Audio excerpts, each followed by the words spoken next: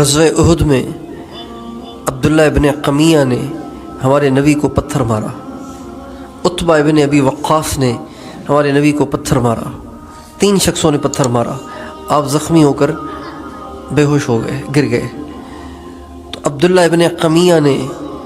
زور سے آواز لگائی کہ ہم نے محمد صلی اللہ علیہ وسلم کا کام تمام کر دیا،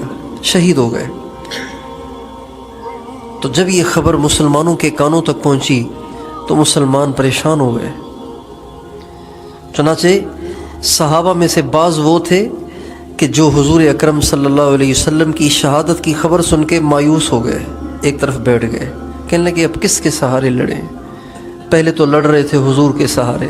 اب حضور چلے گئے تو کس کے سہارے لڑیں؟ اور بعض ایسے تھے جنہوں نے کہا جب حضور شہید ہو گئے تو اب جی کے کیا کرنا ہے، اب چلو ہم بھی کفار کے مجمع میں گھس کر اپنی جان قربان کر دیں تاکہ ہم بھی جا کر حضور سے ملیں۔ ان صحابہ میں جنہوں نے حضور اکرم صلی اللہ علیہ وسلم کے بعد اپنے لیے جینے کو ناجائز سمجھا، ان میں سے سر فہرست حضرت علی ہے کرم اللہ وجہہ، جنہوں نے کہا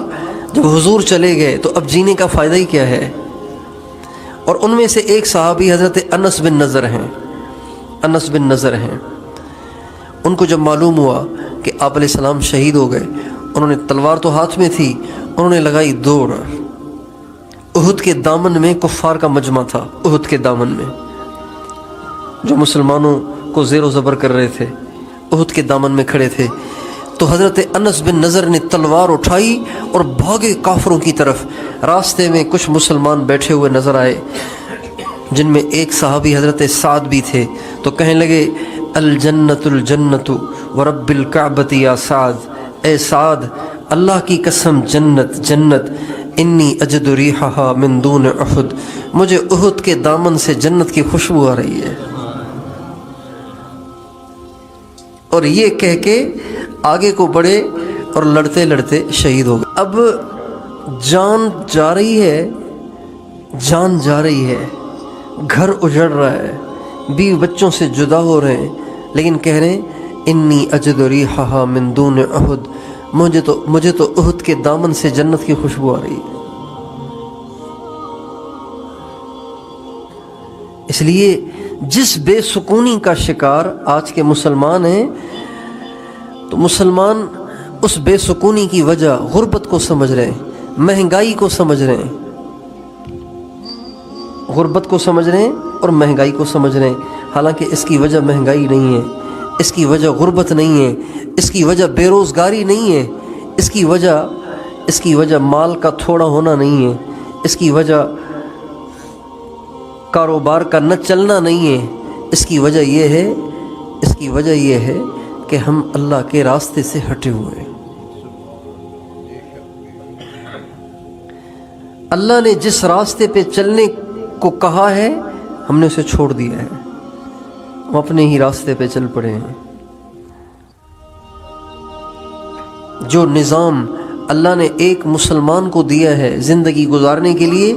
آج مسلمان اس نظام پہ چلنے کے لیے تیار نہیں ہے۔ مسلمان کہہ رہا ہے رات کو 2 بجے سوؤں گا، چونکہ انٹرنیٹ کون استعمال کرے گا، 2 بجے سوؤں گا میں تو، اور فجر میں نہیں اٹھوں گا، میں تو اٹھوں گا 10 بجے، اور پھر نماز نہیں پڑھوں گا، میں نے تو دکان پہ جانا ہے، بیوی بچوں کو کون کھلائے گا، اور پھر ظہر میں نہیں آنا اس لیے کہ ظہر پہ آؤں گا تو گاہک چلے جائیں گے، عصر میں بھی نہیں آنا اس لیے کہ دکان چلانی ہے، مغرب میں بھی نہیں آنا اس لیے کہ دکان کھلی ہوئی ہے، کس کے حوالے کروں، عشاء تو ویسے ہی نہیں پڑھنی، تھکا تھکایا آیا ہوں کام سے، تو اب کیسے عشاء پڑھوں گا۔ دکان پہ جاتا ہے تو کہتا ہے سچ نہیں بولوں گا، سچ بولوں گا تو کاروبار کیسے چلے گا، دھوکہ نہ دوں تو کاروبار کیسے چلے گا، گالیاں نہ دوں تو لوگ تو مجھ پہ چڑھ جائیں گے۔ مجھے ایک ساتھی نے کہا کہ بھئی بات یہ ہے کہ مجھے گالیاں دینے کا شوق نہیں ہے، لیکن گالیاں اس لیے دیتا ہوں کہ گالیاں نہ دوں تو لوگ میرے اوپر چڑھ جاتے ہیں۔ آج کا مسلمان اس نظام پہ چلنے کے لیے تیار نہیں ہے جو نظام اسے اللہ نے زندگی گزارنے کے لیے دیا ہے۔ اب جو راستہ آپ کے لیے متعین کر دیا گیا ہے، آپ اس راستے سے ہٹیں گے تو پریشان تو ہوں گے نا۔ آپ ٹرین کو اٹھا کے سڑک پہ چلا دیں اور کار کو اٹھا کے پٹڑی پہ ڈال دیں تو پریشانیاں تو آئیں گی نا۔ پھر آپ شیر کے سامنے گھاس ڈال دیں، بکری کے سامنے گوشت ڈال دیں، کیسے کام چلے گا؟ شیر کی غذا اور ہے،